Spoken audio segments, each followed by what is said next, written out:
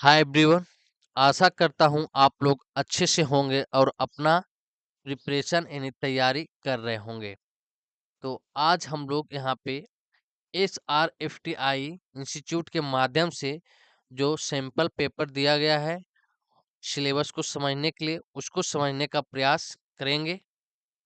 आशा करता हूँ आप लोग पहले से भी इसको खुद से समझ लिए होंगे, बट फिर मैं यहाँ पे आपको बताने का प्रयास कर रहा हूँ।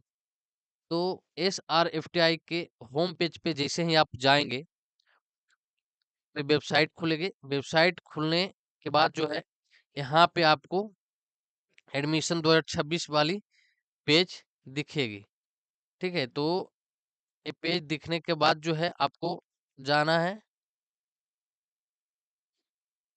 पोस्ट ग्रेजुएट वाले पे, PGD इन सिनेमा। ठीक है, तो यहाँ पे आप क्लिक करेंगे तो एडमिशन इन FTII ईटानगर का जो इंस्टीट्यूट है उसका पूरा जो है फोटोग्राफ आती है, और यहाँ से आपको जो है इस ईटानगर के इंस्टीट्यूट के बारे में बहुत सारी जानकारियां हैं।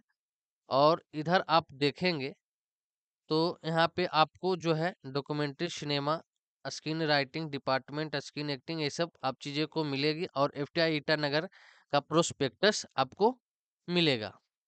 ठीक है, तो प्रोस्पेक्टस यहाँ पे आप ध्यान से तो देख ही लिए होंगे।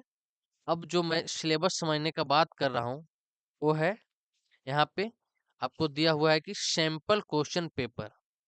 ठीक है, तो सैंपल क्वेश्चन पेपर यहाँ पे आपको बताया गया है कि किस टाइप से जो है सिलेबस दिया गया है, और उस सिलेबस के माध्यम से किस टाइप से आपसे क्वेश्चन पूछे जाएंगे। तो आप लोगों ने खुद से कर ही लिया होगा, लेकिन मैं यहाँ पे आपको समझाने का प्रयास करता हूँ कि इसको समझना कैसे सिलेबस को, कि किस टाइप के क्वेश्चन और कौन-कौन से क्वेश्चंस पूछे जाने की संभावना रहती है, कौन-कौन से चैप्टर से। ठीक है, तो वो सब चीज़ों को समझना बहुत ज़रूरी होता है। कोई भी एग्जाम के लिए सिलेबस को गहराई से समझना बहुत महत्वपूर्ण चीज़ है। तो उसको समझने का हम लोग प्रयास करेंगे। और मैं आपसे एक और गुजारिश करूँगा कि ये जो फॉर्म आई थी 5 जनवरी को शाम में आ गई थी, तो आज 20 जनवरी है। तो लगभग 15 दिन जो है बीत चुका है, आप लोगों के हाथ से निकल गया है। तो 15 दिन में आपने कौन-कौन से चैप्टर को कवर किया है और कितने आप लोगों ने प्रिपरेशन तैयारी किए हैं, ये तो आप ही बता पाएँगे। ठीक है, तो आप खुद से ये चीज़ें आकलन कीजिए। और अगर आप नए प्रिपरेशन फॉर्म आने के बाद कर रहे हैं तो आशा बहुत कम है कि आप इस एग्ज़ाम को क्रैक कर पाएँगे। अगर आपने पहले से पढ़ रखा है तो अच्छा है, बहुत अच्छा है, आप अच्छा कर के आएँगे। ठीक है, अच्छा करेंगे आप। लेकिन यहाँ पे आपको ध्यान रखना है कि जो सिंपल क्वेश्चन पेपर है, इसको समझना है। तो जनरल एप्टीट्यूड टेस्ट जो है, जो बताया गया था आपको कि हम पूछेंगे 50 मार्क्स वाला, तो यहाँ पे देखिए बताया गया है आपको कि किस टाइप से पूछेंगे पेपर जनरल एप्टीट्यूड टेस्ट में। तो टॉपिक 1 में आर्ट, एस्थेटिक, डिजाइन और कल्चर से क्वेश्चन यहाँ पे आपको समझाया गया है। ठीक है, कि इस सभी चीज़ों से क्वेश्चन पूछेंगे। और यहाँ पे एक सैंपल जो है क्वेश्चंस का दिया गया है कि what is the name of dance form show in the flowing image, और यहाँ पे उस डांस का इमेज दिया गया है। तो यहाँ पे मोहिनी उत्तम और आंसर भी सी आपको बताया गया है। तो इस टाइप से जो है क्वेश्चन वो पूछेंगे। ठीक है, ये तो ए हो गया। और दूसरा में है आपको कि what is the name of this art form, तो इस आर्ट फॉर्म का नाम क्या है। तो गोंड आर्ट यहाँ पे देखिए आंसर के माध्यम से आपको बताया गया है। और 3 में आपसे पूछा गया है कि ये जो मॉडर्न आर्ट है, इंडियन आर्ट मूवमेंट, ठीक है, इससे भी क्वेश्चन आपसे पूछा जाएगा। तो जैसे सी में यहाँ पे बताया गया कि राजा रवि वर्मा को कहा जाता है। ठीक है, और 4 में आपसे पूछा गया है कि ये जो म्यूजिकल इंस्ट्रूमेंट है वो जो है इसको कौन इन्वेंट किए थे। ठीक है, तो ए में यहाँ पे पंडित विश्व मोहन भट्ट बताया गया है आंसर के माध्यम से, तो आप ध्यान रखेंगे। उसके बाद यहाँ पे देखिए पूछा गया है 5 में कि धोलावीरा इंडस से भी क्वेश्चन पूछ सकते हैं। रिसेंट नेटफ्लिक्स सीरीज 100 ईयर्स से ऐसे करके पूछ सकते हैं। क्रिएटेड आइकॉनिक मॉस्कोट, ठीक है, जितने भी खेल वगैरह हुए हैं या मॉस्कोट हैं उनसे। और यहाँ पे पूछा गया है आपको कि अमूल बटर कार्डो एडवर्टाइजिंग कैंपेन मॉस्कोट है, वो किसने बनाया था। ठीक है, तो इस टाइप से क्वेश्चन जो आपसे पूछा जाएगा। 8 में यहाँ पे देखिए पूछा गया है दत्तिक की ट्रेडिशनल टेक्सटाइल आर्ट कहाँ का है। ठीक है, तो ये इंडोनेशिया का है। और name of the director of the critically acclaimed film in Piravi, तो ये डी है साजी एन करून का। तो इस टाइप से आपसे क्वेश्चन पूछे जाएंगे। 10 में आपसे पूछा गया है कि बीच एंसाइंट सिविलाइजेशंस। ठीक है, तो टोटल 50 क्वेश्चन यानी आर्ट एंड कल्चर से 10 क्वेश्चन पूछेंगे। तो इस टाइप से यहाँ पे वो उन्होंने आपको सैंपल दिया है समझने के लिए। ठीक है, टाइम बहुत कम है, इसको समझना बहुत इंपॉर्टेंट हो जाता है। तो यहाँ पे टॉपिक 2 यानी कि साइंस एंड टेक्नोलॉजी से भी वो क्वेश्चन पूछेंगे, क्योंकि सिलेबस में उन्होंने शामिल किया है। तो साइंस एंड टेक्नोलॉजी से किस टाइप के वो क्वेश्चन पूछेंगे वो भी आप यहाँ पे ध्यान रखेंगे। देखिए क्वेश्चन नंबर 1 में पूछा गया कि periodic table which element does be present. ठीक है, आंसर के माध्यम से बताया गया है सी टंगस्टन। 2 में पूछा गया कि why which phenomenon does the sky look blue, तो स्कैटरिंग के कारण प्रकीर्णन, तो आप ध्यान रखेंगे। 3 में पूछा गया why does echo happen in the cause of sound, तो बी में रिफ्लेक्शंस। तो ऐसे करके जो है साइंस एंड टेक्नोलॉजी से आपसे क्वेश्चंस पूछ सकते हैं। ठीक है, और साइंस एंड टेक्नोलॉजी के करंट को भी आपको ध्यान में रखना है। यहाँ पे पूछा गया है आपको कि इटोफी ऑफ यूनिवर्स इज एलवेज, तो इस टाइप से क्वेश्चन आपसे पूछा जाएगा। नहीं कि वो सैंपल के माध्यम से आपको बताएंगे कि बीट्स को क्या चीज में मापा जाता है, या फिर HTML का फुल फॉर्म क्या है। ठीक है, ज्योमेट्रिक फिगर हेक्साजोनल को आप बताइए कि कितने साइड में होते हैं, और साउंड ट्रेवल किस में फास्ट करता है। तो ये सब चीजें आपको बताया गया कि वाटर में, एयर में, बैकअप में, तो ये ऑप्शन दिया गया है। 9 में पूछा गया है कि consider to be irrational number. ठीक है, तो पाई यहाँ पे आपको बताया गया है। अब आप देखेंगे 10 में पूछा गया है महान महानतम प्रोजेक्ट के बारे में। ठीक है, question number topics 3 logical reasoning भी शामिल किया गया आपके सिलेबस में। तो उसमें देखिए पूछा गया है कि एक आदमी जो है 5 किलोमीटर दक्षिण चलता है, उसके बाद टर्न लेफ्ट लेता है, फिर 3 किलोमीटर जो है वो चलता है, फिर वो टर्न लेफ्ट अगेन लेता है, और फिर 5 किलोमीटर चलता है। ऐसे करके वो कौन से स्टार्टिंग पॉइंट पे, मतलब कि स्टार्ट कहाँ से करता है, या direction is high now for from his starting point, ये पूछा गया है। ठीक है, 2 में पूछा गया कि cube whole all 6 face painted, it is them cut to 64 equal smaller cube. तो इसको जो है पेंटेड क्यूब को जो है 64 इक्वल में स्मॉलर रूप में काटा गया है।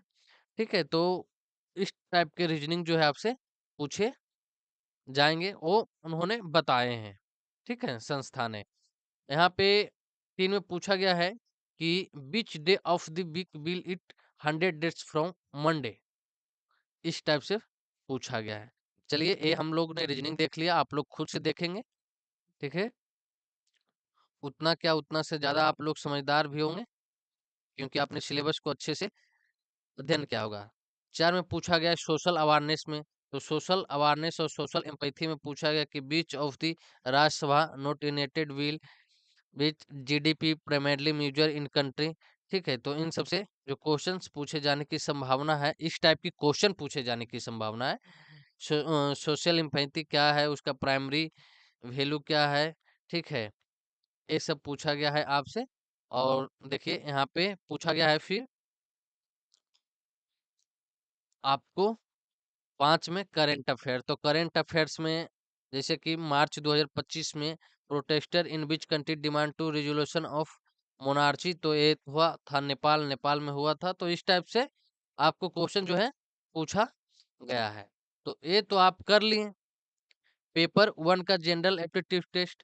अब आपका जो स्पेसिफिक जो स्ट्रीम है उसमें स्पेसिफिक वो पूछेंगे, जैसे जिनको स्क्रीन एक्टिंग में जाना है तो स्क्रीन एक्टिंग में वो क्या पूछेंगे। तो स्क्रीन स्क्रीन एक्टिंग में पूछेंगे वो आपसे, जैसे कि यहाँ पे बताया गया है एक्टिंग थ्योरीज पूछेंगे, प्रैक्टिशनर और अप्रोचर्स पूछेंगे। ठीक है, तो एग्जाम्पल 1 में आपसे पूछा गया कि मैच द प्रैक्टिशनर विच के contribution in the field of acting. तो इसमें जो कौन कौन है, स्टैनिस्लावस्की का जो उनका जो वो है एक्टिंग का जो सिस्टम है या मेथड है वो क्या है। तो स्टैनिस्लावस्की का आपको ध्यान रहेगा कि मेथड एक्टिंग भी इसको कहा जाता है या मेथड सिस्टम भी बोला जाता है। ठीक है, तो यहाँ पे आपको आंसर ए हो जाएगा, ए का 2 हो जाएगा, सिंथमेटिक अप्रोच इन रियलिस्टिक एक्टिंग, ए भी इनका भी है। ठीक है, तो आपको ये सब चीजें जो है ध्यान रखना है।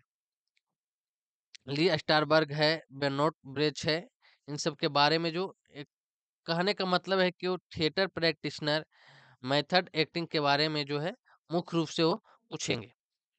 फिर एग्जाम्पल 2 में आपको बताएगा कि which acting approach encourage actors to use their own memories and emotions to portrait a character. तो यहाँ पे इमोशनल रिकॉल आंसर दिया गया है। फिर पूछेंगे परफॉर्मेंस बेसिक एंड अवेयरनेस। ठीक है, performance basic and awareness. Example 1 में पूछा गया है कि जो depicted in the image given above, तो ये इमेज जो है कौन से रस का है।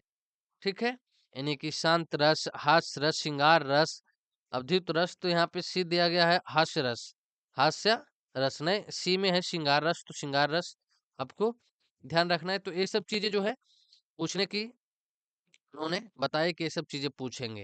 यहाँ पे एग्जाम्पल 2 में पूछा गया कि what is the primary purpose of a technical rehearsal, क्या होती है।